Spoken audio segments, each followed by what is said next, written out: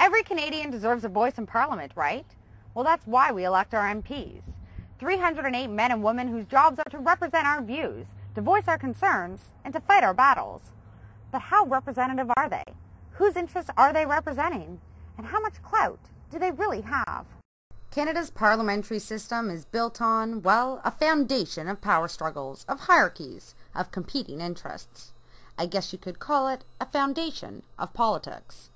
Now there's a hierarchy in place that dictates who says what and when. Let's break that down. The system determines who gets to speak, what issues they can speak to, and when they can say these pre-approved messages. Our MPs may begin their journey to the House of Commons filled with ideas, ready to fight their constituents' battles and broadcast their opinions.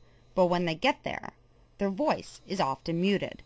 Now that's not to say that freedom of speech is dead on Parliament Hill, just that it's not as free as we'd like to think. Parliament has become little more than a legislative machine that pumps out so much legislation, where votes are held every several weeks on a very appointed day, and members come running in to vote as they're supposed to. We've seen the ascendance of and the rise of organized party discipline, the intense role of the party whips controlling who says what and when and how on issues from foreign policy down to something as satellite dishes or acreage payments for wheat farmers. But this has evolved into this tight party discipline that says if you are a member of the government, you will vote their way regardless of whether you like it or not. Well, I mean, party discipline is rigid here in part because of the parliamentary system that demands governments have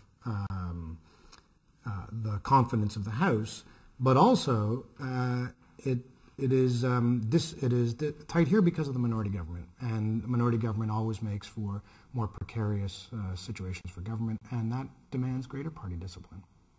The very makeup of Canada's parliamentary system makes party discipline, or voting along party lines, almost a necessary evil. If a government wants to stay in office, it has to have the confidence of the House, or rather, enough support from MPs to keep itself in power. And that means that an MP has to follow the path outlined for them by their leader, even if it isn't the route their constituents would like them to take. For me, I know I'm the coach. I'm a coach of a team. I look at these experienced members of Parliament I have with me who have been in Parliament for many years, who have worked so hard for you. It is a team. So look at the team of the Liberal Party. MPs are team players, but sometimes their allegiance has to sway from their ridings to their parties. You know, many people are wondering about party discipline. And in our Parliament, we see the parties increasingly voting on a block, and wherever an individual MP goes back to her constituency, or they're talking the party line. This is said, yeah, you're not our voice in Ottawa, you're Ottawa's voice here. As citizens, we expect the MPs we elect to be our voice in the House of Commons. But to party leaders, an MP's function is to support their message, their platform, and their actions. Now MPs, and remember, these are supposed to be the best of the best, the leaders of our communities, often become nothing more than party mascots in their own ridings, and when in Ottawa, sheep following the herd.